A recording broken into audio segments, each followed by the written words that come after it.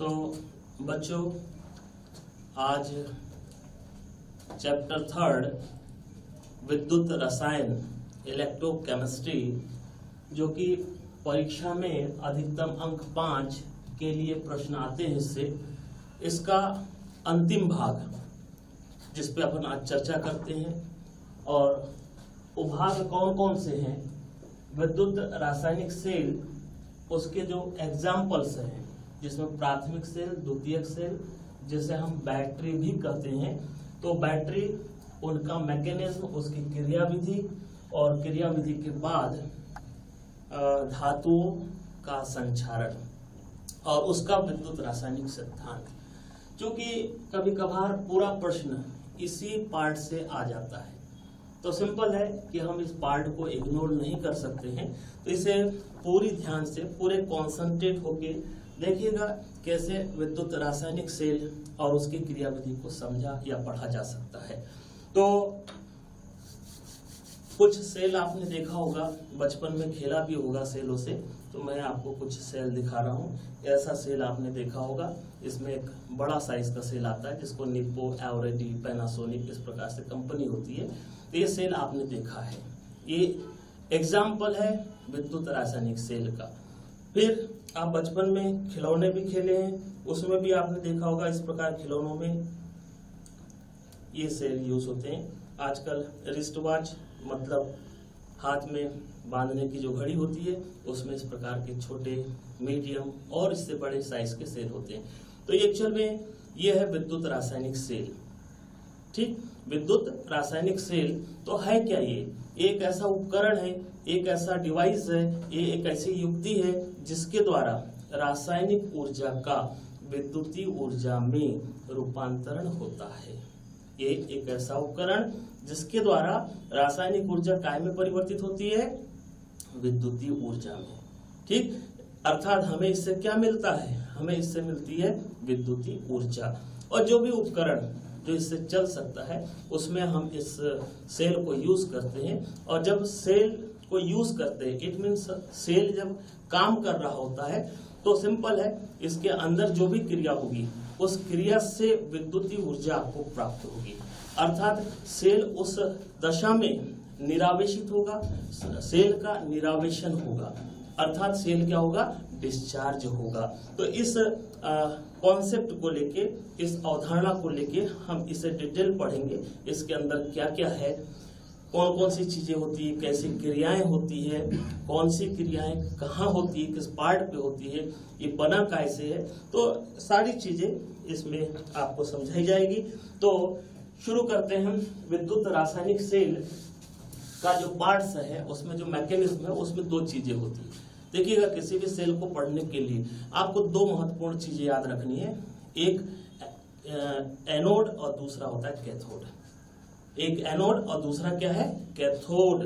ठीक, और इसके अलावा एक होता है वैद्युत अपघट्य।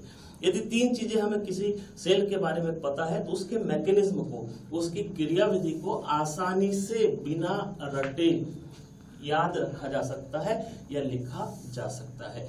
तो इसी कॉन्सेप्ट को हम इसमें समझाने जा रहे हैं। एनोड और दूसरा कैथोड, कैथोड, और तीसरा होता है वैद्युत अपघट्य। वैद्युत अपघट्य जी, ये तीन चीजें किसी भी सेल को पढ़ने के लिए, तीन चीजें बहुत आवश्यक होती है। एनोड, दूसरा कैथोड, और तीसरा वैद्युत अपघट्य। एक्चुअल में ऐसे सुचालक पदार्थ की छड़, ऐसे सुचालक पदार्थ की छड़ या तार या प्लेट जिस पर आक्सीकरण क्रिया हो, जिस पर कौन सी क्रिया हो? आक्सीकरण। एनोड हमें नहीं पता कि वो ऋणात्मक होता है या धनात्मक होता है, हमें इतना पता है कि ऐसी छड़ या प्लेट जिस पर आक्सीकरण हो, उसे कहा जाता है एनोड। ठीक, इसी प्रकार से ऐसी छड़ या प्लेट या वायर जिस पर अपचयन हो, उसे कहा जाता है कैथोड। ठीक, और सिंपल है, आक्सीकरण अपचयन के लिए हमें कुछ और पदार्थों की जरूरत पड़ेगी। वो पदार्थ होगा वैद्युत अपघट्य। अलग अलग विद्युत रासायनिक सेलों में वैद्युत अपघट्य के रूप में अलग अलग पदार्थों का उपयोग किया जाता है। ठीक है, तो इसी से बना हुआ है बैटरी। आप लोग बैटरी बहुत यूज करते हैं, नाम भी सुना है, मोबाइल बैटरी। आप सब लोग मोबाइल यूज करते हैं, उसमें एक बैटरी होती है और उसका बहुत अच्छा नॉलेज आपको हो सकता है, लेकिन उसके अंदर क्या होता है, वो कैसे कार्य करती है, इसे हमें सीखना है। तो बैटरी होती क्या है? बैटरी होती है दो या अधिक सेलों का संयोजन। दो या अधिक सेलों के संयोजन को कहा जाता है बैटरी। यदि हम दो या उससे अधिक सेलों को एक सीक्वेंस में एक क्रमबद्ध ढंग से अरेंज कर दे तो वो मिल जाएंगे हमें बैटरी।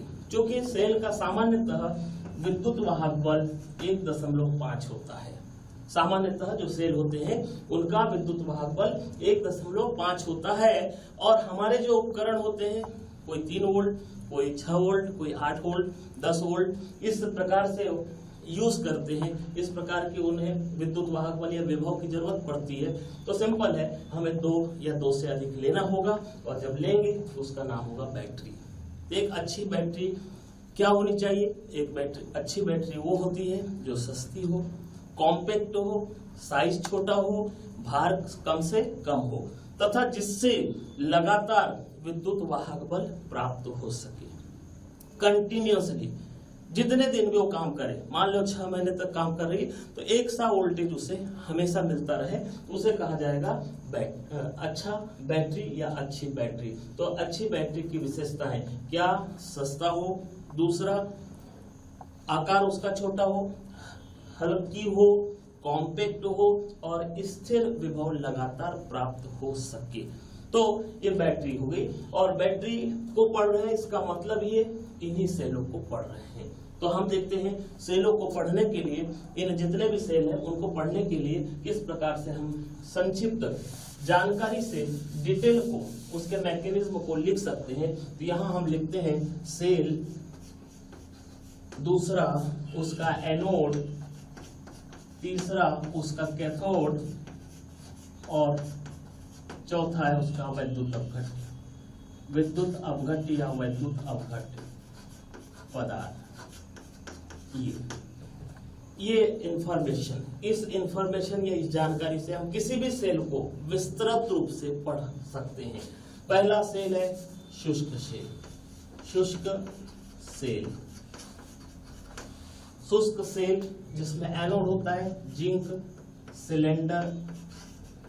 सिलेंडर या जिंक धातु की छड़ या जिंक की प्लेट। ये जिंक सिलेंडर हो गया शुष्क सेल में एनोड। कैथोड होती है ग्रेफाइट छड़, ग्रेफाइट की गोलाकार छड़ जो होगी वो होगी कैथोड। और वैद्युत अपघट्य के रूप में MnO2 प्लस कार्बन और साथ में अमोनियम क्लोराइड के साथ थोड़ा सा जिंक क्लोराइड। ये जो कॉम्बिनेशन है, ये कॉम्बिनेशन यूज किया जाता है वैद्युत अपघट्य के रूप में। ठीक इसी प्रकार से शुष्क सेल के बाद मरकरी सेल। मरकरी सेल में जिंक अमलगम मतलब Hg, जिंक अमलगम मतलब ZnHg। सामान्यतः धातुओं में मरकरी को घोलने की प्रवृत्ति पाई जाती है। तो लगभग सभी धातुएं, 2 धातुएं छोड़ दें, Fe और प्लेटिनम, ये 2 धातुओं को हम छोड़ दें तो लगभग सभी धातुएं मरकरी को डिसॉल्व करती है, मरकरी को घोलने की प्रवृत्ति रखती है और जो घोल मिलेगा उसे कहा जाएगा धातु अमलगम। तो यहाँ जिंक अमलगम एनोड के रूप में यूज किया है। कैथोड के रूप में HgO, कैथोड के रूप में हमने HgO अर्थात मर्क्यूरिक ऑक्साइड को यूज किया कैथोड के रूप में। वैद्युत अपघट्य पदार्थ होता है KOH पेस्ट, गीला, ये पेस्ट हो गया KOH paste, it means KOH की लुगदी। ठीक, तो उसे विद्युत अपघट्य के रूप में यूज करेंगे। इसी प्रकार तीसरा सेल है हमारे कोर्स में सीसा संचायक सेल। सीसा संचायक सेल जिसे इन्वर्टर बैटरी भी कहा जाता है, लेड स्टोरेज सेल या इन्वर्टर बैटरी। ठीक, इसमें एनोड होता है पीबी धातु का, कैथोड होता है PbO2 का, PbO2, प्लम्बिक भी नहीं, लेड पेरोक्साइड या लेड डाइऑक्साइड, ये होगा कैथोड, और वैद्युत अपघट्य के रूप में यूज करते हैं 38% H2SO4 एसिड, सल्फ्यूरिक एसिड, कितना प्रतिशत? 38%। इसका उपयोग होता है वैद्युत अपघट्य के रूप में। ऐसा ही चौथा सेल है nickel cadmium cell. Nickel cadmium cell,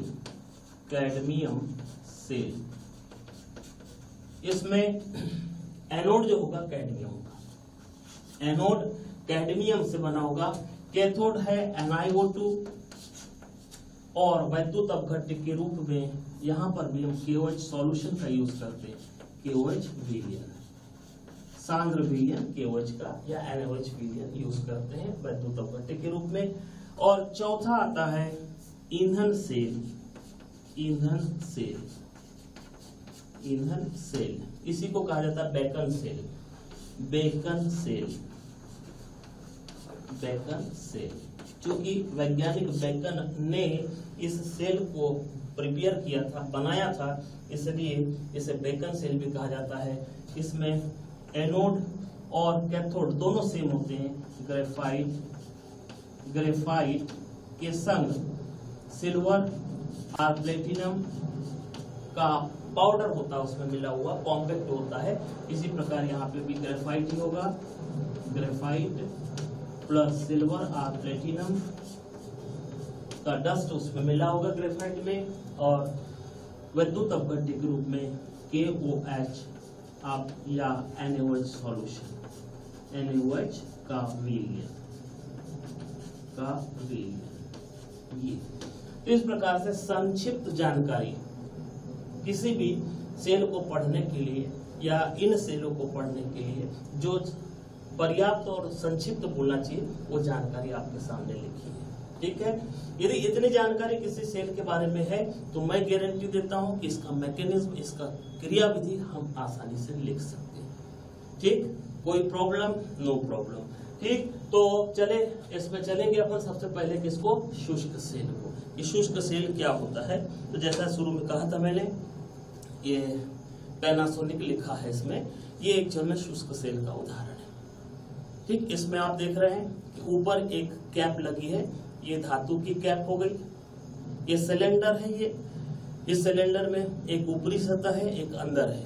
अंदर का जो भाग है वो एक्चुअल में जिंक धातु से बना है, और उसका नीचे वाला बॉटम, ये जो बॉटम दिख रहा है ये पूरा ऊपर तक ऐसा जिंक धातु से बना है, और ये ऊपर में आयरन की फिल्म लगी हुई है, या फिर कार्डबोर्ड की फिल्म लगा देते हैं लीक प्रूफ करने के लिए उसको, कि उसका लीकेज न हो, इसलिए किसकी सतह चढ़ाई जाती है? स्टील या आयरन की। और उसके अंदर ये जो मेटल की कैप दिख रही है, धातु की जो टोपी दिख रही है, यहाँ से एक रॉड गई है।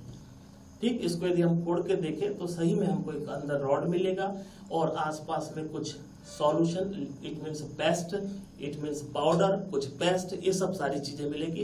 कुछ काले रंग के होंगे, कुछ व्हाइट कलर के होंगे। तो इसे हम पहले डायग्राम में समझा दें।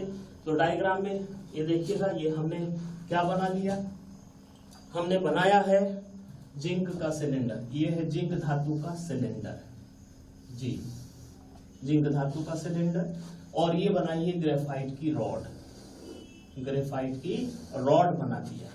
ठीक, और यहाँ पर एक मेटल की कैप लगा देते हैं, धातु की टोपी, जनरली पीतल धातु की टोपी लगा दी जाती है।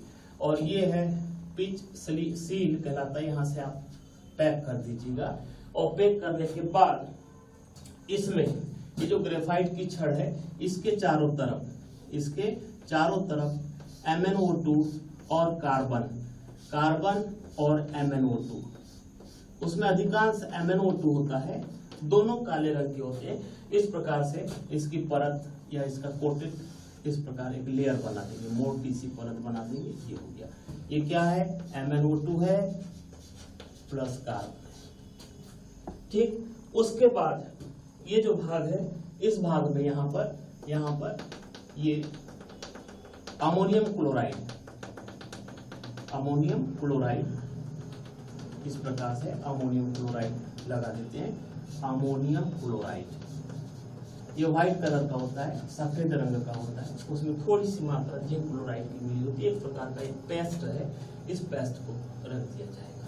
सिंपल है, ये पेस्ट किसके संपर्क में है, जिंक के संपर्क में है। और MnO2 धन कार्बन किसके संपर्क में, डायरेक्ट ग्रेफाइट की छड़ के संपर्क में है। ठीक, ये क्या है, धातु की टोपी या कैप बोलिए। ये है सील, इसको कहा जाता है सील पिच या पिच सील। ठीक, ये हो गया MnO2 प्लस C का एक लेयर, एक परत, और उसके ऊपर दूसरी परत अमोनियम क्लोराइड और जिंक क्लोराइड की।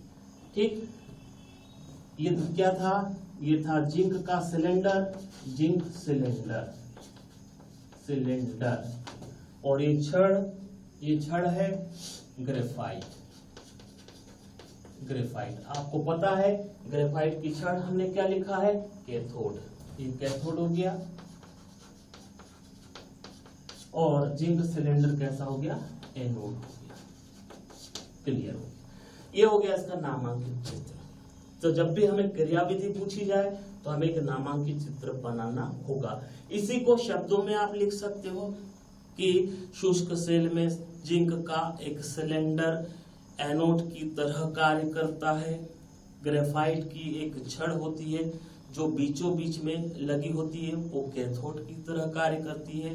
ग्रेफाइट की छड़ के ऊपरी भाग पर धातु की कैप या टोपी लगी होती है। ठीक, और ग्रेफाइट के छड़ के चारों तरफ MnO2 और कार्बन का डस्ट या पाउडर लेपित होता है, और उसके बाहर अमोनियम क्लोराइड और जिंक क्लोराइड का पेस्ट लगा होता है। तो इसे आप शब्दों में भी लिख सकते हैं, और यदि आपने ऐसा रिप्रेजेंट कर दिया तो शब्दों में लिखने की जरूरत नहीं है। अब बात आती है मैकेनिज्म की, क्रियाविधि की, कि ये कैसे कार्य करता है, इससे हमें विद्युतीय ऊर्जा कैसे प्राप्त होती है, उसे अब समझते हैं। तो दो जानकारी आपको चाहिए थी, एक था एनोड, दूसरा था कैथोड। ये रिएक्शन लिखना होगा। कभी भी किसी भी सेल को समझाना हो तो हमें दो रिएक्शन लिखना ही होता है। एक एनोड रिएक्शन अर्थात एनोड पर होने वाली अभिक्रिया, एनोड पर होने वाली क्रिया या अभिक्रिया, उसे कहा जाता है एनोड रिएक्शन। होने वाली क्रिया, ठीक, एनोड पर होने वाली क्रिया। हमने आपसे कहा था कि एनोड का मतलब होता है वह छड़ जिस पर ऑक्सीकरण हो, वह छड़ जिस पर ऑक्सीकरण हो, और ऑक्सीकरण वह क्रिया होती है जिसमें इलेक्ट्रॉन मुक्त होते हैं। ये बेसिक इंफॉर्मेशन। ऑक्सीकरण मतलब इलेक्ट्रॉन का निकलना, इलेक्ट्रॉन का मुक्त होना ऑक्सीकरण कहलाता है। तो सिंपल है, यहाँ एनोड कौन, जिंक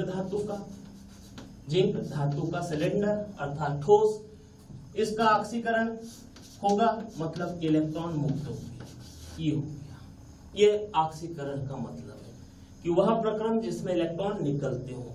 डी इलेक्ट्रोनेशन, इलेक्ट्रॉन का मुक्त होना, इलेक्ट्रॉन का उत्सर्जित होना क्या कहलाता है, ऑक्सीकरण कहलाता है। क्योंकि जिंक धातु के रूप में या जिंक के रूप में क्या है, एनोड है, या एनोड के रूप में जिंक धातु है, तो सिंपल है ये इलेक्ट्रॉन मुक्त करेगा, और यदि इलेक्ट्रॉन मुक्त करेगा तो क्या बन जाएगा, Zn2+। दो इलेक्ट्रॉन निकलेंगे जिंक धातु से तो Zn2+ बनेगा। ये प्रोसेस कहलाएगी, इस क्रिया का नाम होगा ऑक्सीकरण। ठीक, ऑक्सीकरण हो गया। दूसरा, कैथोड पर होने वाली अभिक्रिया, कैथोड पर होने वाली अभिक्रिया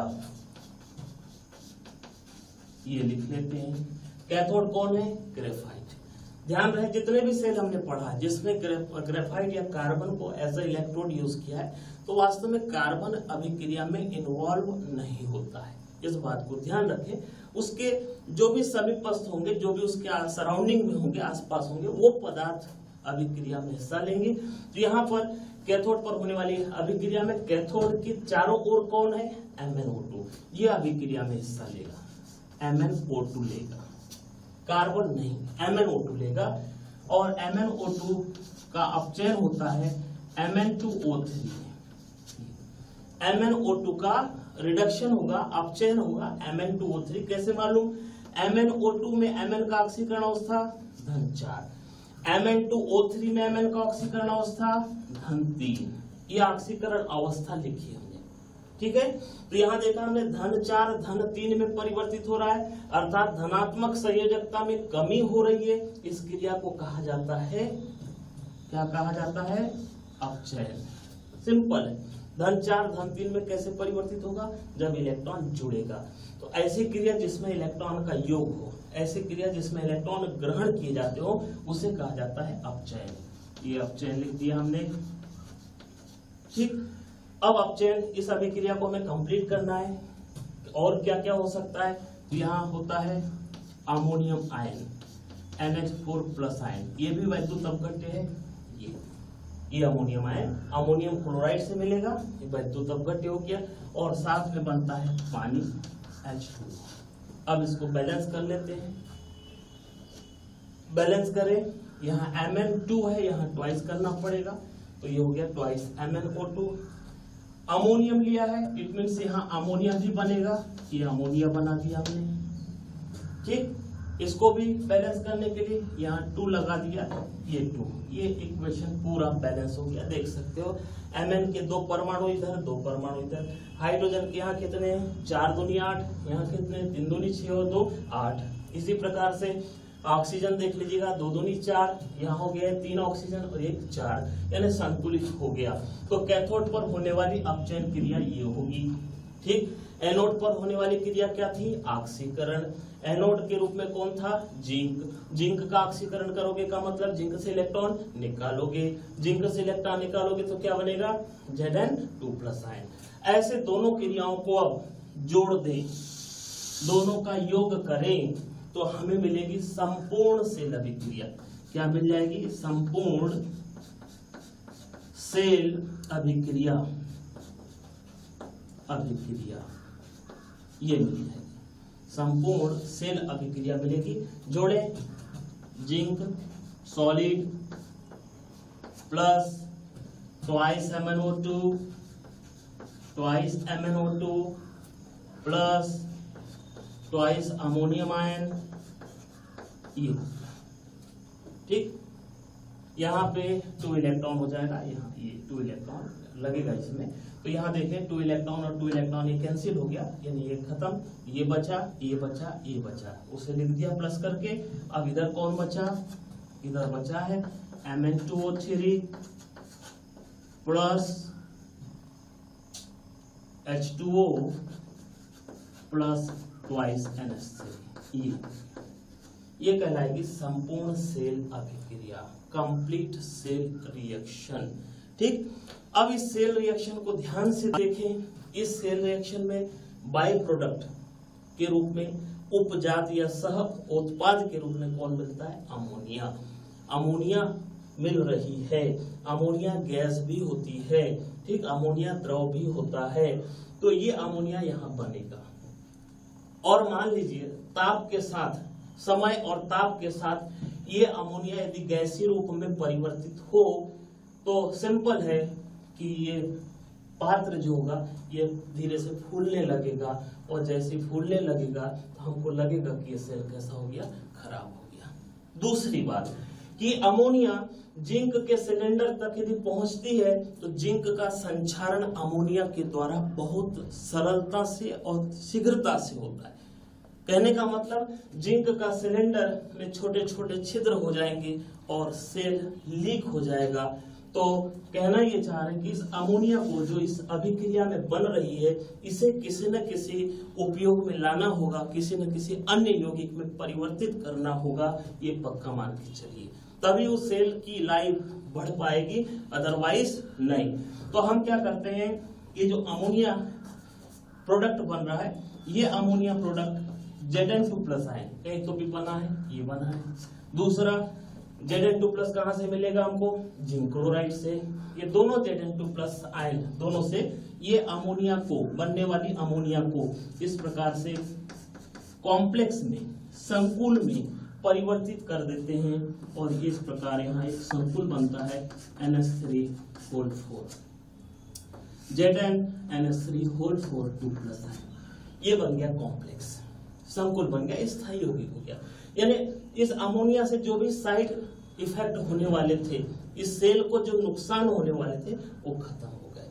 तो इस प्रकार से ये शुष्क सेल है, इसका नामांकित चित्र और इस चित्र के अंतर्गत जो भी होने वाली अभिक्रियाएं हैं उसे लिखना होता है, तब जाके हमें पूरे 4 या 5 अंक का जो भी प्रश्न है वो हमें क्वेश्चन के रूप में पूछा जाए और उसके मार्क्स तब हमें जाके मिलेंगे। लगभग इस सेल के द्वारा 1.25 से 1.5 वोल्ट ये विद्युतीय ऊर्जा प्राप्त होती है। कहने का मतलब इस सेल का विद्युत वाहक बल 1.25 से 1.5 वोल्ट के बीच होता है। ठीक, किसी को कुछ पूछना है इसमें पूछिएगा, किसी को भी कोई प्रॉब्लम, जैसे ऑक्सीकरण क्रिया पता होना चाहिए, अपचयन क्या होता है वो क्लियर होना चाहिए, रिएक्शन में आपको अपचयन दर्शाते आना चाहिए, वैसे ऑक्सीकरण। तो मैं आपसे बोल चुका हूँ, इलेक्ट्रॉन का निकलना ऑक्सीकरण, इलेक्ट्रॉन का जुड़ना अपचयन। जिस पे ऑक्सीकरण उसे एनोड, जहां अपचयन उसे कैथोड। कहीं कोई प्रॉब्लम नहीं है। ठीक, अब आगे बढ़ते हैं। इसके बाद कौन है, मरकरी सेल। शुष्क सेल के बाद मरकरी सेल। मरकरी सेल भी प्राथमिक सेल का ही उदाहरण है। कौन से सेल का, प्राथमिक सेल। देखो हमने शुष्क सेल पढ़ा और दूसरा पढ़ रहे हैं मरकरी सेल। एक्चुअल में कौन सा सेल है, ये प्राथमिक सेल है। दोनों एग्जाम्पल प्राथमिक के हैं। का मतलब ये है, इन सेलों को हम रिचार्ज करके पुनः यूज करते हैं क्या, नहीं। आपने देखा होगा ये सेल 6 महीने बाद घड़ी बंद हो जाती है, सेल को निकाल के हम फेंक देते हैं, दूसरा सेल ले आते हैं। मतलब ये कैसा है, प्राथमिक सेल है। तो प्राथमिक सेल का ही दूसरा एग्जाम्पल है मरकरी सेल। मरकरी सेल ये वाला, ये है मरकरी सेल जी। अब इसके अंदर क्या है, कैसा मैकेनिज्म है, उसे भी हम समझते हैं। देखा ना मरकरी सेल, ज्यादातर इसका उपयोग खेल खिलौने और जो पोर्टेबल इक्विपमेंट होते हैं, घड़ियां होती है, उसमें इसका यूज किया जाता है। तो मरकरी सेल में एनोड कौन, कैथोड कौन, लिख चुके अपन पहले। इसमें एनोड होगा, कौन है anode, zinc amalgam. Zinc amalgam ये लिखा है एनोड।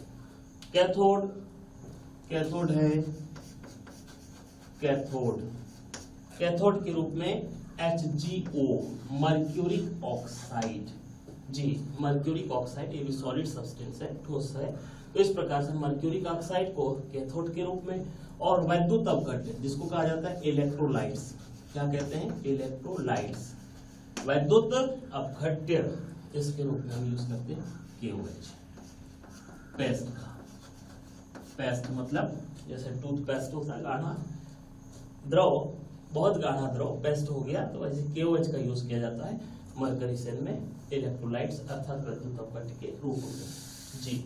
अब इसमें यदि इसका क्रियाविधि लिखने आता है तो हम वैसी एनोड पर क्रिया, एनोड पर क्रिया बिल्कुल वैसे लिखेंगे। एनोड पर क्रिया, कौन है एनोड, कौन, जिंक अमलगम एनोड है जी।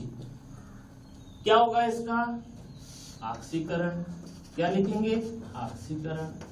ऑक्सीकरण में क्या लिखेंगे, इलेक्ट्रॉन निकला है, इलेक्ट्रॉन निकला। सिंपल है, ऑक्सीकरण क्रिया में इलेक्ट्रॉन निकलेगा। जिंक धातु से इलेक्ट्रॉन निकला, क्या बना बेटा, Zn2+ बना। क्या बना, Zn2+ बना। हम जानते हैं जिंक की संयोजकता 2 होती है, 2 इलेक्ट्रॉन ये त्यागता है। सिंपल है, 2 इलेक्ट्रॉन त्यागेगा तो Zn2+ होगा। अब ये Zn2+ तो बन गया, ठीक। ये क्या करता है, इसके आसपास कौन है, KOH वैद्युत अपघट्य। KOH में K+ होता है और OH-, ये प्रबल वैद्युत अपघट्य है। ये जो OH- आयन ये जिंक से रिएक्ट हो जाते हैं, जिंक 2+ आयन से। यहाँ कुछ ऐसा होता है रिएक्शन में, जिंक ऑक्साइड बनता है, साथ में पानी बनता है। ये रिएक्शन लिख दिया मैंने। सिंपल है, ये OH- आयन हम यहाँ लेंगे, यानी इस प्रकार से 2OH- आयन। ये है एनोड पर होने वाली ऑक्सीकरण अभिक्रिया, जिसमें जिंक धातु जिंक ऑक्साइड में कन्वर्ट हो रही है, अर्थात 0 ऑक्सीकरण अवस्था धन 2 में परिवर्तित हो रही है, इसलिए इसे कहा जाएगा ऑक्सीकरण, ठीक। और ये वैद्युत अपघट्य के OH- आयन है जो इसके सराउंडेड में, इसके आसपास रखे थे, वो अभिक्रिया में इन्वॉल्व हो गए, अभिक्रिया में हिस्सा ले लिए। अब आते हैं कैथोड पर क्रिया। कैथोड पर क्रिया, कैथोड कौन, HGO। ये HGO है, इसका क्या करना है आपको, आप चयन करना है। HGO में Hg क्या है, 2+, मर्क्यूरिक ऑक्साइड है। HGO में Hg की ऑक्सीकरण अवस्था धन 2 है, अब चयन करना है, मतलब इसको Hg बनाना है। सिंपल, Hg2+ का Hg में क्या हो गया, अपचयन। अपचयन, ऑक्सीजन कहाँ जाएगा, ऑक्सीजन कहाँ जाएगा, तो यहां पर हम ले लेते हैं H2O। ये ऑक्सीजन और ये H2O मिलकर ट्वाइस OH- आयन बना लेते हैं। इस प्रकार से क्रिया होती है, HgO + H2O, Hg + 2OH- ion. Simple है, अभिक्रिया ऑक्सीकरण दिखना चाहिए, ये अभिक्रिया में अपचयन दिखना चाहिए। ऑक्सीकरण जहां वो एनोड होगा, अपचयन जहां है वो कैथोड होगा।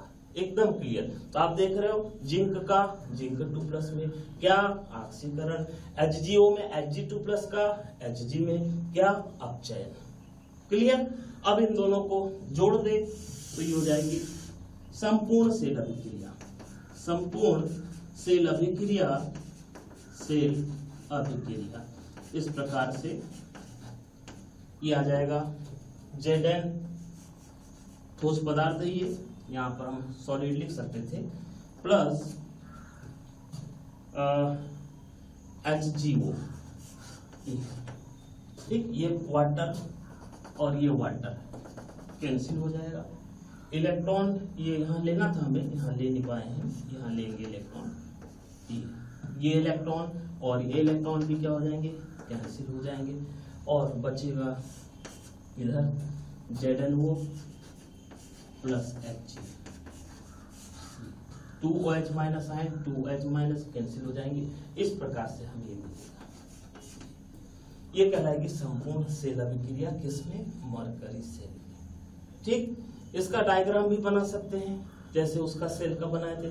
HGO का क्या बना लेंगे, कैथोड, जिंक अमलगम का एनोड, वैद्युत अपघट्य के रूप में किसे ले लिया जाएगा, KOH के पेस्ट को। ऐसे 3 चैम्बर बना लेंगे, ऊपर एक कैप लगा देंगे। कुछ बुक्स में इसका डायग्राम बना है, बहुत से बुक्स में नहीं बना है। चूंकि क्रियाविधि लिखना होता है, तो क्रियाविधि में मोस्ट इंपोर्टेंट होती है रिएक्शंस। यदि आपने रिएक्शंस लिखा है, एनोड, कैथोड और वैद्युत अपघट्य को बहुत क्लियर रिप्रेजेंट किया है, आपका करेक्ट, ठीक। तो ये था मरकरी सेल, अर्थात यूज एंड थ्रो। इनका उपयोग करते हैं और जब इससे विद्युतीय ऊर्जा मिलना बंद हो जाए तो इसे फेंक दिया जाता है, इसलिए इनका नाम है प्राथमिक सेल। अब आते हैं हम द्वितीयक सेल पर, जिसका उदाहरण यही लिखा हुआ है, सीसा संचायक सेल और निकिल कैडमियम सेल। कौन सा सेल पढ़ेंगे आप? अब पढ़ेंगे सीसा संचायक सेल। इन्वर्टर की बैटरी, ट्रैक्टर की बैटरी, ऑटोमोबाइल में जो बैटरियां यूज होती है उसमें अधिकांशतः सीसा संचायक सेल की ही क्रियाविधि होती है। सीसा संचायक cell very important, very important, जी IMP, क्योंकि ये फिजिक्स में भी है, ये सारे सेल फिजिक्स में भी है, फिजिक्स में भी हम पढ़ते हैं। सिंपल है, फिजिक्स नहीं आएगा तो केमिस्ट्री में आएगा, केमिस्ट्री में नहीं आएगा तो फिजिक्स में आएगा, लगभग तय है। तो सीसा संचायक सेल इन्वर्टर बैटरी कहा जाता है, इसे लेड स्टोरेज सेल भी कहते हैं, ऑटोमोबाइल बैटरी के नाम से भी जाना जाता है। ठीक, इसमें एनोड कौन, क्लियर है, इसमें एनोड हम लिख चुके हैं पहले। आपको समरी इसीलिए बता दिया था कि जब भी सेल को डिटेल पढ़ना है उसी को यूज करेंगे और उसी को एक्सप्लेन करेंगे। एनोड था पीबी का, पीबी सॉलिड, ये है एनोड। पीबी लेड धातु है ना, पीबी मतलब लेड धातु, लेड इसका इंग्लिश नेम है और प्लम्बम इसका लैटिन नेम है, प्लम्बम से बना है पीबी एनोड। दूसरा कैथोड, कैथोड के रूप में हमने यूज किया था PbO2, लेड पेरोक्साइड बोलिए या लेड डाइऑक्साइड बोलिए, ये भी सॉलिड होता है। और वैद्युत अपघट्य के रूप में, वैद्युत अपघट्य इसके रूप में होता है 38% H2SO4 विलियन, जी इस विलियन का घनत्व भी लगभग 1.38 ग्राम पर ml या cc होता है। ठीक, यह है वैद्युत अपघट्य के रूप में। अब इसमें होता क्या है, एक छोटा सा डायग्राम मैं बना रहा हूं, बिल्कुल छोटा सा।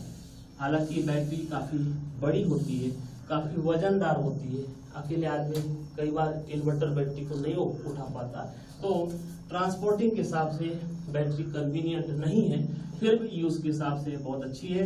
देखें इसमें ये पीबी की एक प्लेट ले ली हमने, पीबी की प्लेट, काय की प्लेट है ये, पीबी सॉलिड, क्या है इसकी प्लेट ले लिया। ठीक, दूसरा ऐसे ही पीबी धातु और उसपे थोड़ी सी मात्रा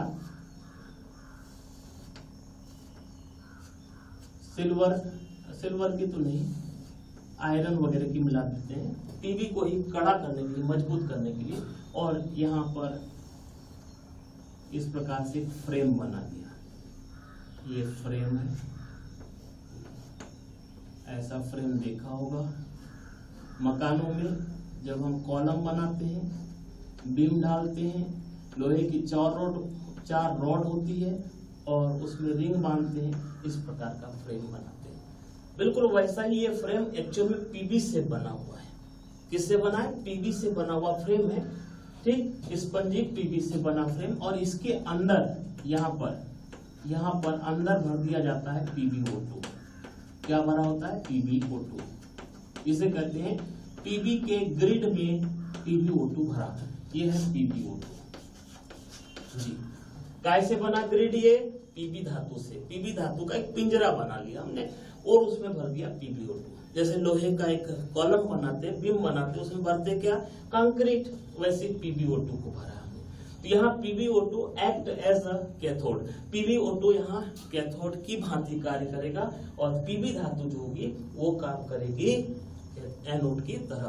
और इन दोनों में को डुबो दिया जाता है H2SO4 सॉल्यूशन, ये H2SO4 सॉल्यूशन हो गया, 38% H2SO4 सॉल्यूशन। H2SO4 प्रबल अम्ल है, आपको मालूम है प्रबल है, इसका मतलब है ये पूरे समय आयनों में 2H+ आयन और सल्फेट आयनों में क्या होगा, वियोजित होगा, आयनित अवस्था में होगा। ठीक, H2SO4 क्या, प्रबल अम्ल, इसका लगभग पूर्णतः आयनन होता है, अर्थात इसके विलयन में आपको H+ आयन मिलेंगे और सल्फेट आयन मिलेंगे। क्लियर है, ये था एक सीसा संचायक सेल का छोटा सा।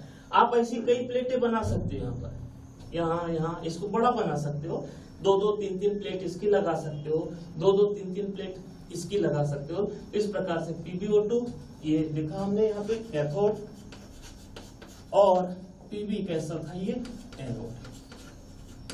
ठीक, तो देखें कि एनोड और कैथोड और वैद्युत अपघट्य, इन में क्या क्रियाएं होती है वो क्रियाएं क्या है यार, हम बता चुके हैं आपको।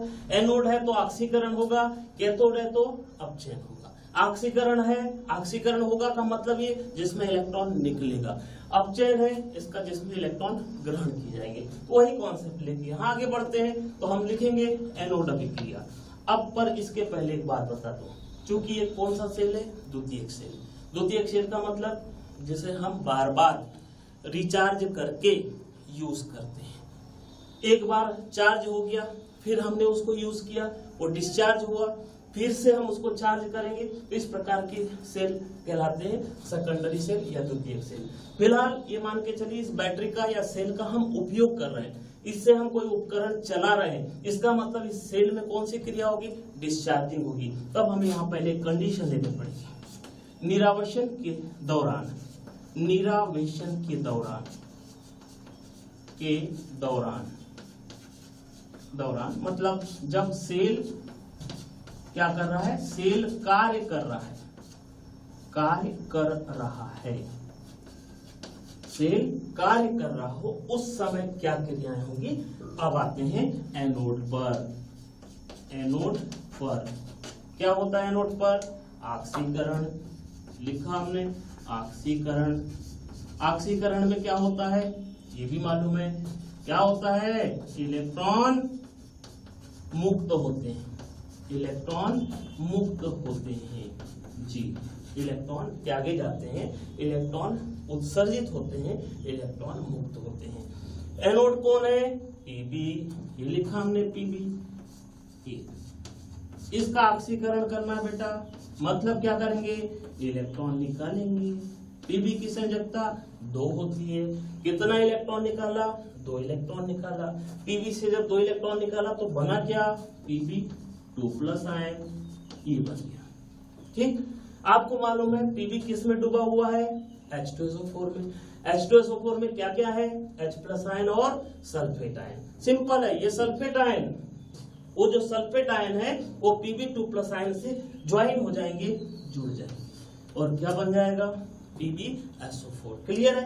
अभी सल्फेट यहाँ जोड़ा है, यहाँ लिखना पड़ेगा ना, यहाँ लिख देते हैं ऐसे। क्लियर, ये हो गई एनोड पर होने वाली ऑक्सीकरण अभिक्रिया। ऑक्सीकरण अभिक्रिया जो दर्शाती है कि Pb से PbSO4 अर्थात Pb2+ बन रहा है, इलेक्ट्रॉन निकल रहे हैं, इसलिए क्रिया ऑक्सीकरण, और जिस पर हो उसे एनोड। अब सेकेंड कैथोड। कैथोड पर क्या, अपचयन। कैथोड पर अपचयन, इसमें इलेक्ट्रॉन ग्रहण किए जाते हैं, ग्रहण किए जाते हैं, इलेक्ट्रॉन ग्रहण किए जाते हैं। कैथोड कौन है, PbO2 है, लिखो पीबू, लिख दो PbO2 को, लिख दिया। ये क्या करेगा, इलेक्ट्रॉन ग्रहण करेगा, ये करा इलेक्ट्रॉन ग्रहण। ठीक, अब देखो PbO2 इलेक्ट्रॉन ग्रहण कर रहा है, तो ये क्लियर कट होना चाहिए कि PbO2 में Pb की ऑक्सीकरण अवस्था होती है -4। कितनी होती है, -4, और ये -4 2 इलेक्ट्रॉन जब ग्रहण करेगा तो ये बनेगा Pb2+। क्या बना, Pb4+ से Pb2+ बना, यानी यहाँ का जो PbO2 का Pb4+ है, ये काय में कन्वर्ट हो रहा है, Pb2+ जी। जैसे Pb2+ यहाँ बनेगा तो इसके आसपास कौन है, सल्फेट आयन है, सल्फेट आयन फिर यहाँ काम में आए, ये आ गए काम में, यहाँ क्या बना दूंगा, PbSO4। इस प्रकार से PbO2 + SO4 2- + twice electron is equal to PbSO4। लेकिन अभी कुछ बाकी है, क्या बाकी है, ये ऑक्सीजन। ये 2 ऑक्सीजन कहाँ जाएगा, ये पानी के रूप में कन्वर्ट होगा। 2 ऑक्सीजन को पानी के रूप में कन्वर्ट करने के लिए हमें चाहिए 4 हाइड्रोजन, ये लिख दिया 4H+ आयन। आपको मालूम है यहाँ H+ आयन भी है। अभी तक सोचते भी रहे होंगे सर SO4 - आयन ही क्यों इन्वॉल्व होते हैं, H+ आयन क्यों नहीं हिस्सा ले रहा है, ले लिया। बात क्लियर हो गई कि जो प्रोसेस हो रही थी उस प्रोसेस में जितने SO4 आयन इन्वॉल्व हुए उसी के तुल्य H+ आयन भी इन्वॉल्व हुए। तो इस प्रकार से जब सीसा संचायक सेल कार्य कर रहा हो, अर्थात सेल का या बैटरी का निरावेशन या डिस्चार्जिंग हो रहा हो, उस दौरान एनोड पर और कैथोड पर जो होने वाली क्रिया है इस प्रकार से लिखी जाएंगी। इन दोनों का हम प्लस करेंगे तब हमें मिलेगा संपूर्ण सेल अभिक्रिया, कंप्लीट सेल रिएक्शन, जिसको कहते हैं पूर्ण सेल अभिक्रिया। पूर्ण सेल अभिक्रिया। अब ये सेल अभिक्रिया दोनों को जोड़े, Pb solid plus PbO2 solid plus ये हो गया PbO2। अब प्लस क्या है, SO4 2 माइनस SO4 2 माइनस, मतलब 2SO4 2 minus plus 4H+ ion is equal to ये दोनों तरफ ये देखो ये हो गया 2 PbSO4 प्लस 2H2। ये हो गई अभिक्रिया। निरावेशन के दौरान जब आपकी बैटरी आपका सीसा संचायक सेल से आपको प्रकाश या विद्युतीय ऊर्जा मिल रही हो, उस समय सेल के अंदर होने वाली क्रिया ये है। इस क्रिया को ध्यान से देखिएगा, बहुत ध्यान से देखो क्या हो रहा है। हो ये रहा है Pb का जो एनोड था वो काय में कन्वर्ट हो रहा है, PbSO4 में। Pb का जो कैथोड, PbO2 का जो कैथोड था वो काय में परिवर्तित हो रहा है, PbSO4 में। और साथ ही साथ क्या हो रहा है, ये देखो ये H+ आयन और सल्फेट आयन, H+ आयन और सल्फेट आयन कहाँ के, ये H2SO4 के। ये H2SO4 के H+ और सल्फेट आयन भी क्या हो रहे हैं, कंज्यूम हो रहे हैं, यूज हो रहे हैं, कम होते जा रहे हैं। सिंपल है, जब सेल कार्य करेगा H2SO4 की सांद्रता कम होगी, घनत्व कम होगा और एक ऐसी स्थिति आएगी कि घनत्व इतना कम हो जाएगा कि इस सेल से हमें विद्युतीय ऊर्जा प्राप्त नहीं होगी। तब हमको लगेगा कि नहीं भैया ये सेल डिस्चार्ज हो चुका है, अब इसे क्या करना पड़ेगा, चार्जिंग करना पड़ेगा। ठीक, तो पूर्ण सेल अभिक्रिया को देखकर हम क्या कहेंगे कि सेल से जब विद्युतीय ऊर्जा प्राप्त होती है, ऐसी दशा में सेल के वैद्युत अपघट्य H2SO4 की सांद्रता में क्या होगी, कमी होगी। और सांद्रता में कमी होने के कारण इसका जो घनत्व है, कहा था 1.38 ग्राम पर ml, ये घनत्व इनिशियल है, शुरू का है। ये घनत्व धीरे धीरे कम होकर 1.18 या 1.2 के पास आ जाता है। जैसे ही घनत्व इतना आता है, सेल से विद्युतीय ऊर्जा मिलना बंद हो जाएगा और आप क्या, हम सब बोलेंगे कि सर बैटरी बैठ गई है, अब इसे क्या करना है, रिचार्ज करना है। तो रिचार्ज करेंगे और उसकी भी फिर से क्रिया विधि लिखना होगा। ठीक, तो यहाँ तक क्लियर, कोई डाउट? No doubt. चलो, अब रिचार्जिंग के समय अर्थात उसी बैटरी को आपको तरोताजा करना है। आप चाह रहे हैं कि अब बैटरी फिर से मूल अवस्था में लौट के आ जाए, तो इसे कहेंगे आवेशन के दौरान। आवेशन के दौरान, जी, आवेशन के दौरान। अब क्या करोगे आप, इस बैटरी को उठा के या तो हम उस दुकान में लेके जाते हैं जहां चार्जिंग होती है, या फिर अपने घरों में कोई डिवाइस हो, जैसे इन्वर्टर, बैटरी है इन्वर्टर से लगी है, तो इन्वर्टर उसको क्या करेगा, चार्ज करेगा। इन्वर्टर AC को DC में कन्वर्ट करता है और उस बैटरी को करंट प्रोवाइड करता है। और नहीं होती है तो हम फिर दुकान में लेके जाते हैं, दुकान में लेके जाएंगे तो ये जो बैटरी थी, इस बैटरी को किसी बड़ी बैटरी से जोड़ा जाता है। अर्थात इस दशा में ध्यान रखिएगा, ये जो हमारी बैटरी है यह वैद्युत अपघटन सेल की तरह कार्य करती है। अभी तक कार्य कैसे कर रही थी, विद्युत रासायनिक सेल की तरह, लेकिन आवेशन के दौरान वही सीसा संचायक सेल किस तरह कार्य करेगा, वैद्युत अपघटन सेल की भांति कार्य करेगा। और उसका एनोड कैथोड जैसा और कैथोड जो होगा एनोड जैसा। कहने का मतलब है कि आवेशन के दौरान जब रिचार्ज करोगे उस समय ये जो एनोड पर जो क्रिया हो रही थी बैटरी में, अब वो क्रिया हो जाएगी कैथोड पर। इसी प्रकार से कैथोड वाली क्रिया कहलाएगी एनोड पर। तो आवेशन के दौरान लिखता हूं मैं, क्या लिखता हूं, कैथोड पर ये वाली क्रिया PbSO4 plus twice electron is equal Pb plus SO4 2 minus Pb plus SO4 2 minus. Just इसका उल्टा करना है। ये देखिए, इसको पहले लिख दिया, इसको बाद में। दिख भी रहा है इलेक्ट्रॉन क्या हो रहा है, ग्रहण किया जा रहा है। इलेक्ट्रॉन ग्रहण करना का मतलब ही होता है अपचयन। अपचयन किस पर होता है, कैथोड पर। ये कैथोड पर हो जाएगी। इसी प्रकार एनोड पर, एनोड पर इसका उल्टा कर देते हैं। क्या करेंगे, Pb किधर गया, ये PbSO4 प्लस 2H2 ये लिखा। ये पूरा देख के नकल मारना है इसकी।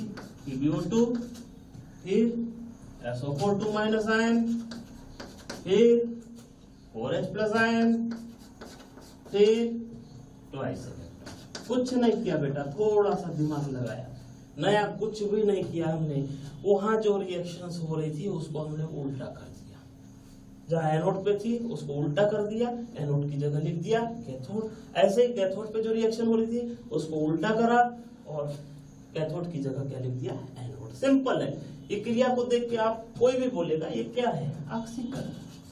और ऑक्सीकरण जहां होता है उसे कहा जाता है एनोड, और जिस पे अपचयन होगा कैथोड। इन दोनों को फिर जोड़ दीजिए, जोड़ा तो इसकी जस्ट उल्टी रिएक्शन हो जाएगी। पहले जो सेल अभिक्रिया थी उसका उल्टा हो जाएगा।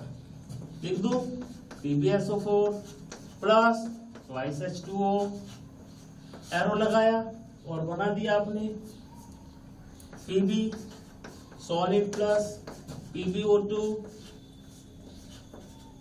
Plus twice SO4 2 minus plus 4H plus है। एक्चुअल में ये क्या है, ये है H2SO4। ये क्या है, H2SO4। तो आपने देखा कि जब बैटरी को हमने रिचार्ज किया, बैटरी को चार्जिंग में लगाया, तो चार्जिंग में क्या हो रही क्रिया, ये क्रिया हो रही। एक क्रिया है फाइनली, देखो एक क्रिया को, इस क्रिया को फाइनल देखो, फाइनल में दिख रहा है इस अभिक्रिया में क्या बन रहा है, H2SO4। सिंपल है, H2SO4 बैक होगा, फिर से तरोताजा हो जाएगा, उसकी सांद्रता में वृद्धि होगी, घनत्व बढ़ जाएगा और घनत्व में बढ़ गया। और इसी प्रकार से जितना PbSO4 बना था इसके पहले, वो सारा का सारा PbSO4 काय में कन्वर्ट हो गया, Pb और PbO2 में। मतलब जो इलेक्ट्रोड थे वो भी फ्रेश हो गए, इलेक्ट्रोलाइट्स की सांद्रता बढ़ गई। अब चाहे तो इस सेल को पुनः यूज कर सकते हो। ये था lead storage cell, LSC, lead storage cell. Clear. इसका मैकेनिज्म आता है, पक्का मान के चलिए 2020 हमारी बोर्ड एग्जाम कब होगी, 2020 में। यहाँ का क्वेश्चन होगा, या तो आपको निरावेशन में आए या फिर आवेशन के दौरान आए। कॉमन है, दैनिक जीवन में उपयोगी है, ऑलमोस्ट सब लोग इस बैटरी का कहीं ना कहीं उपयोग करते हैं। तो इसके अंदर होने वाली क्रियाएं भी आपको पता होनी चाहिए। अब इसके बाद आते हैं हम निकिल कैडमियम सेल पर। निकिल कैडमियम सेल, जी nickel cadmium cell as it is, जैसे अभी इसको पढ़ा था वैसे इसमें एनोड पता है Cd का, कैडमियम का, कैथोड बोलो निकिल ऑक्साइड का, जी। और वैद्युत अपघट्य कौन है, बोलो वैद्युत अपघट्य। वैद्युत अपघट्य है KOH सॉल्यूशन, KOH विलयन। ठीक, सांद्र विलयन होता है, काफी सांद्र होता है, सांद्र, जी। ये हो गया। अब इसमें वैसी रिएक्शन लिखना है। एनोड पे होने वाली अभिक्रिया ऑक्सीकरण, ऑक्सीकरण में इलेक्ट्रॉन निकलेगा। कैथोड पर होने वाली अभिक्रिया अपचयन, अपचयन में इलेक्ट्रॉन ग्रहण किया जाएगा। दोनों सेल अभिक्रियाओं को, दोनों इलेक्ट्रोड अभिक्रियाओं को जोड़ देंगे तो हमें क्या मिल जाएगी, संपूर्ण सेल अभिक्रिया। ठीक, ये हो जाएगा डिस्चार्जिंग के समय, ऐसे ही हम चार्जिंग के समय लिख सकते हैं। तो देख लीजिएगा, ऐसे बहुत इजी है, बहुत सरल है। एनोड लिखा, कैडमियम से बना है, क्या बनाओगे Cd2 प्लस ट्वाइस इलेक्ट्रॉन, ये हो गया ऑक्सीकरण। इसी प्रकार कैथोड लिखा यहाँ G, क्या लिखा है आपने NiO2 में Ni की ऑक्सीकरण अवस्था धन 4 होती है, इसको बनाना क्या है धन 2 Ni2+। ठीक, अब सिंपल है, धन 4 धन 2 में इसका मतलब इलेक्ट्रॉन क्या हुआ जुड़ा। यहाँ Cd2+ में इलेक्ट्रॉन क्या हुआ निकला, इलेक्ट्रॉन निकला ऑक्सीडेशन, इलेक्ट्रॉन जुड़ा अपचयन या रिडक्शन, ये हो गया। ठीक, अब इसमें जो इलेक्ट्रोलाइट्स है, आपको पता है इलेक्ट्रोलाइट्स कौन, KOH। कैसा है ये प्रबल वैद्युत अपघट्य, सिंपल है, प्रबल है इसका मतलब है K+ और OH- आयन इसके पास बहुतायत में है। ये OH- आयन यहाँ यूज होगा, 2 OH- आयन यहाँ यूज किया हमने, तो ये बन गया बेटा कैडमियम हाइड्रोक्साइड, ऐसा है। ठीक, Cd2+ में कन्वर्ट हुआ है और Cd2+ OH- आयन से संयोग करके क्या बना लेते हैं कैडमियम हाइड्रोक्साइड बना लेते हैं। ठीक, इसके यहाँ पर देखिए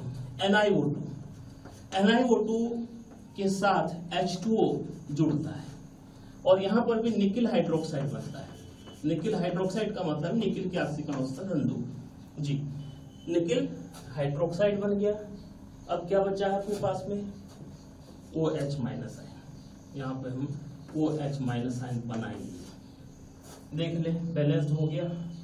ऑक्सीजन चेंज है, इसको एक काम करते हैं 2 कर लेते हैं और यहाँ पर 2 कर देते हैं। ठीक, प्रोसेस में इलेक्ट्रॉन ग्रहण किया जा रहा है, सिंपल है, अब चेंज हो गया और NiOH होल ट्वाइस बन गया और साथ में बन गए 2 OH- आयन। पहले पद में जो OH- आयन कंज्यूम हुआ था वो दूसरे पद में निकल रहा है। ठीक है, अब इन दोनों को जोड़ देते हैं, जोड़ने के बाद ये रिएक्शन मिल गई आपको, Cd एक्चुअल में ठोस है प्लस NiO2 ये भी ठोस है जी, H2O कहीं प्रॉब्लम आ रहा है H2O का नहीं, COH ठीक, ये आपके पास आ जाएगा CdOH का होल ट्वाइस प्लस NiOH का whole twice, OH whole twice, ठीक का होल ट्वाइस। वाटर लेना पड़ेगा, साथ में यहाँ पे वाटर आएगा प्लस ट्वाइस H2O। ये आपका OH कैंसिल है, इलेक्ट्रॉन कैंसिल, Cd NiO2 ठीक, 2H2O, Cd NiO2 2H2O, cadmium hydroxide nickel hydroxide. Okay, इस प्रकार से ये रिएक्शन हो गई निकिल कैडमियम सेल की संपूर्ण सेल अभिक्रिया। इसका जस्ट उल्टा जब आप इसको रिचार्ज करेंगे, ये कब है, ये डिस्चार्जिंग के समय है, जब सेल से आपको करंट मिल रहा हो, सेल का जब आप उपयोग कर रहे हैं तब ये क्रिया है। इसका उल्टा हो जाएगा, यहाँ कैथोड रिएक्शन पलटा दोगे, यहाँ एनोड इसी रिएक्शन को पलटा दोगे, जैसे इसके पहले किए थे वैसे इसको कर लेने का। ठीक, इसके बाद बहुत इंपॉर्टेंट आता है, वो है कहाँ गया फ्यूल सेल, यहाँ नहीं लिखा होगा निकिल कैडमियम सेल, ठीक, फ्यूल सेल नहीं लिखा है, तो इसको कहते हैं ईंधन सेल। ईंधन सेल ये अपने आप में एक यूनिक सेल है, सबसे अच्छा सेल है, हालांकि इतना महंगा है कि हम इसको दैनिक जीवन में इसका उपयोग नहीं करते हैं। इसका उपयोग किया जाता है सैटेलाइट में, अंतरिक्ष यानों को या यानों में इसका उपयोग करते हैं। अंतरिक्ष यानों में सबसे पहले ईंधन सेल का उपयोग किया गया था अपोलो में, अपोलो जी, अपोलो जो अंतरिक्ष यान था उसमें इसका उपयोग किया गया था। वो कहा जाता है ना आम के आम और गुठली के दाम, कहने का मतलब एक साथ दो फायदे, तो ऐसे इससे दो फायदे कैसे, कहां से कॉन्सेप्ट आया, देखो अंतरिक्ष यान, अंतरिक्ष यान ठीक, अंतरिक्ष यान को ईंधन के रूप में किसकी जरूरत पड़ती है, हाइड्रोजन गैस की, उसमें ज्यादातर हम ईंधन किसका उपयोग करते हैं, हाइड्रोजन गैस का। अंतरिक्ष यान में कौन बैठा है, आप बैठे हैं, यदि आप बैठे हैं तो आपको क्या चाहिए, ऑक्सीजन चाहिए, जिंदा रहने के लिए क्या चाहिए? सबसे पहला है ऑक्सीजन। इसलिए आप क्या साथ में लेके जाएंगे? ऑक्सीजन के सिलेंडर। यानी अंतरिक्ष यान में उसका खुद का ईंधन कौन हो गया? हाइड्रोजन। और आपको जीवन के लिए क्या चाहिए? ऑक्सीजन, जो आपके पास है। इन दोनों का उपयोग करेंगे। इन दोनों का उपयोग करके हम क्या करेंगे? एक ऐसी युक्ति, एक ऐसा उपकरण बनाने जा रहे हैं जिससे हमें दो चीजें मिलती है, विद्युत और पानी। विद्युत और पानी। सिंपल है, जब आप जाएंगे अंतरिक्ष में तो आपको पीने के लिए पानी की जरूरत पड़ेगी। तो सिंपल कि ये पानी यदि उसी युक्ति से हमें मिलने लगे तो हमारा बहुत सा काम या खर्च या वजन या बजट क्या होगा? कम हो जाएगा। तो ईंधन सेल एक ऐसा सेल है जिससे विद्युतीय ऊर्जा तो मिलती है, साथ में पानी भी मिलता है। दूसरी बात कि ये सेल की जो दक्षता है लगभग 70%, जबकि वो जो सेल पड़े थे इनकी इफिशियंसी 45-50% बहुत हो गई, जबकि इस सेल की दक्षता इफिशियंसी कितनी है? 70% है। दूसरी बात, इसमें बहुत से अपशिष्ट पदार्थ बनते थे जो पर्यावरण पर प्रतिकूल प्रभाव डालते, लेकिन हम देखते हैं कि ईंधन सेल का पर्यावरण अर्थात प्रदूषण से कोई लेना देना नहीं है। तो ये इसकी कुछ अच्छी विशेषताएं हैं। और ईंधन सेल के रूप में सबसे पहले यूज किया गया था हाइड्रोजन ऑक्सीजन सेल का।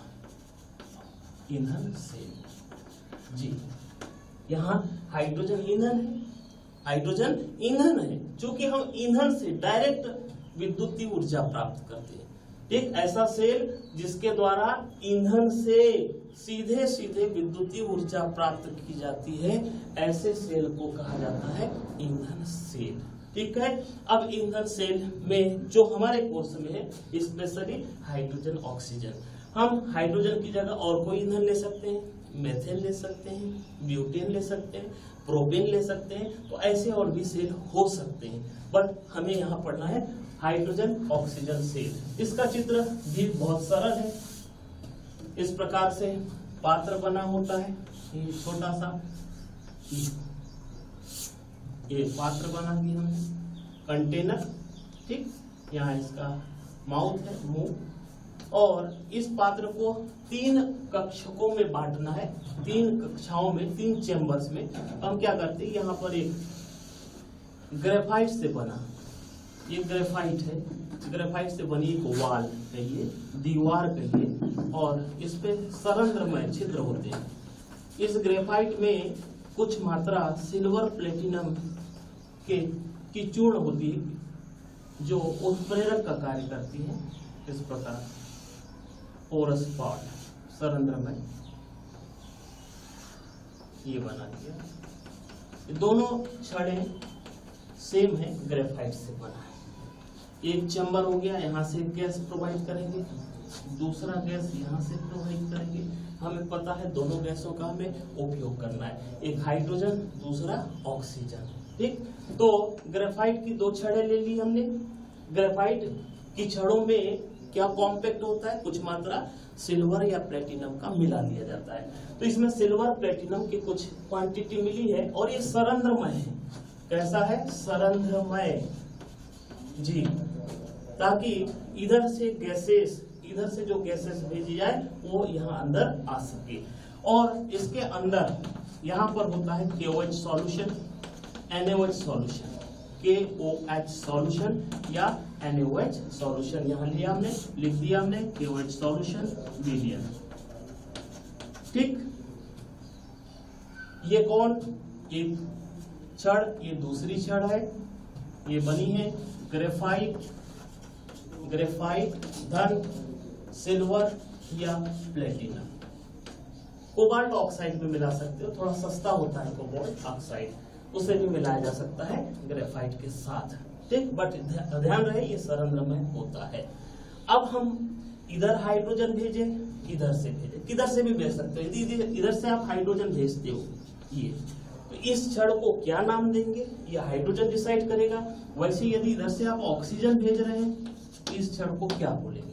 सिंपल है, हाइड्रोजन में इलेक्ट्रॉन त्यागने की प्रवृत्ति हाइड्रोजन की ऑक्सीजन की तुलना में क्या होती है? ज्यादा होती है। सिंपल, यदि हाइड्रोजन इलेक्ट्रॉन त्यागेगा मतलब प्रोसेस क्या होगी, ऑक्सीकरण। ऑक्सीकरण प्रोसेस होगी, इसका मतलब इसको नाम देंगे हम एनोड।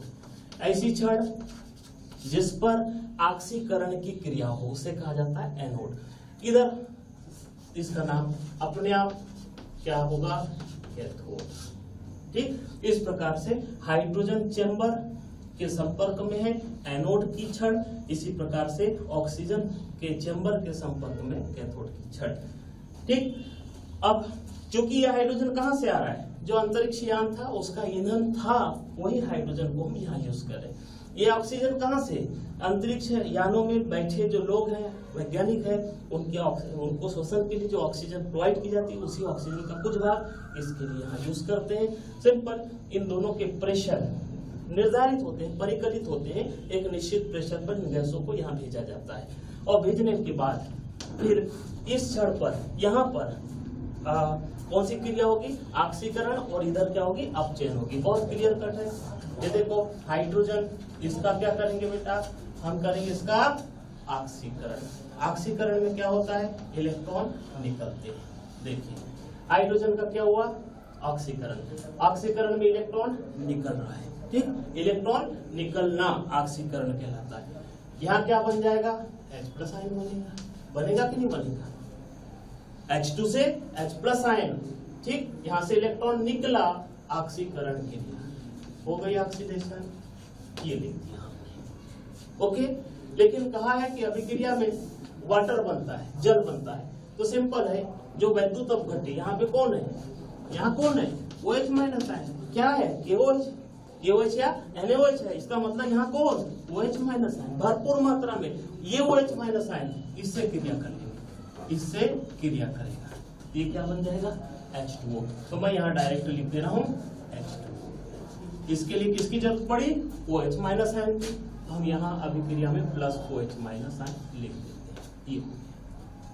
तो H2G plus OH- ion is equal to H2O। थोड़ा बैलेंस कर ले इसको, बैलेंस करने के लिए थोड़ी सी जगह चाहिए, इसको थोड़ा ऐसा लिख रहा हूं मैं ना, H2G प्लस 2OH- आयन, ऐसा। ये हो गया, 2 दूनी 4 होते, यहाँ हो गया twice H2O plus twice electron, ये हो गया रिएक्शन। ये कहलाएगा ऑक्सीकरण। ठीक, ये क्या कहलाएगा, ऑक्सीडेशन। जस्ट इसका उल्टा होगा, क्या, अपचयन। अपचयन ऑक्सीजन से होगा, और ये कन्वर्सन इससे हमें एक्चुअल में मिलता है अपचयन में OH- आयन। ये OH- आयन, यहाँ पर इलेक्ट्रॉन गेन किए जाएंगे, इलेक्ट्रॉन ग्रहण किया जाएगा। इलेक्ट्रॉन ग्रहण करेंगे, साथ में हमें जल की मात्रा की जरूरत पड़ेगी, कुछ मात्रा जल की। इस प्रकार से यहाँ क्रिया होगी और यहाँ बनेगा 4OH-, 2 दूनी 4, ये 4OH- आयन। यहाँ इलेक्ट्रॉन भी होंगे 4। सिंपल है, 2 इलेक्ट्रॉन निकल रहे हैं, 2 यूज कर रहे हैं, इसलिए इस समीकरण में हम 2 का गुणा करेंगे और फिर दोनों को जोड़ देंगे। तब हमारे पास में एक संपूर्ण सेल अभिक्रिया प्राप्त होगी। इस संपूर्ण सेल अभिक्रिया को कहा जाएगा H2O2 ईंधन सेल की सेल अभिक्रिया। ठीक, ये सेल का उपयोग बेटा कहाँ किया जाता है, अंतरिक्ष यानों में। क्यों, क्योंकि इससे 2 फायदे हैं, विद्युतीय ऊर्जा के साथ साथ हमें जल की मात्रा भी प्राप्त होती है। ये जल अंतरिक्ष यात्रियों को पीने के काम आएगा और साथ में विद्युतीय ऊर्जा भी प्राप्त होगी। और इसके लिए जो भी आवश्यक सामग्री है उसे हमें अलग से ले जाने की जरूरत नहीं पड़ेगी। क्यों, क्योंकि हाइड्रोजन गैस ऑलरेडी अंतरिक्ष यान का ईंधन था और ऑक्सीजन गैस अंतरिक्ष यात्री के लिए जो ऑक्सीजन गैस यूज कर रही थी वो थी। इन दोनों का यूज कर लिया। तो इस प्रकार से हमारे इस संक्षिप्त कॉन्सेप्ट में हमने क्या क्या पढ़ा है। हमने पढ़ा है आज विद्युत रासायनिक सेल। ठीक, विद्युत रासायनिक सेल, उसका क्रियाविधि। विद्युत रासायनिक सेल के ही प्रकार है प्राथमिक सेल और द्वितीयक सेल। प्राथमिक सेल और द्वितीयक सेल ऐसे सेल जिनका उपयोग होता है, पुनः उसे रिचार्ज नहीं कर सकते, फेंकना पड़ता है, प्राथमिक सेल, और जिसे बार बार रिचार्ज करके उपयोग में लाते हैं वो कहलाता है द्वितीयक सेल। प्राथमिक सेल के दो प्रकार पढ़े हमने, दो उदाहरण पढ़े, शुष्क सेल और मरकरी सेल। ऐसे द्वितीयक सेल के दो एग्जांपल्स विथ क्रियाविधि सहित पढ़ा हमने, सीसा संचायक सेल एवं निकिल कैडमियम सेल। ठीक, इसके अलावा एक अतिरिक्त सेल था, वो था हाइड्रोजन ऑक्सीजन ईंधन सेल। ये ईंधन सेल का मतलब हाइड्रोजन वास्तव में ईंधन गैस है और इस ईंधन गैस से डायरेक्ट विद्युतीय ऊर्जा प्राप्त कर रहे हो, इसलिए इसका नाम पड़ा है ईंधन सेल। ठीक, तो इसमें से कैसा प्रश्न आएगा? आपको प्रश्न आएगा सीसा संचायक सेल की क्रियाविधि लिखो, या सीसा संचायक सेल के निरावेशन के दौरान होने वाली अभिक्रिया लिखो, या फिर शुष्क सेल का नामांकित चित्र तथा उसके क्रियाविधि लिखो। तो इस प्रकार के प्रश्न इसमें आते हैं। इसमें एक छोटा सा पार्ट है, वो है धातुओं का संचारण, और धातुओं के संचारण में एक बहुत सामान्य और बहुत इंपॉर्टेंट प्रश्न है संचारण का वैद्युत रासायनिक सिद्धांत, जिसे हम समझाते हैं लोहे की जंग लगने की क्रिया के द्वारा।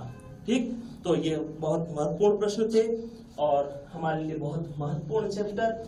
आराम से इसमें 4 नंबर या 5 नंबर हम ले सकते हैं।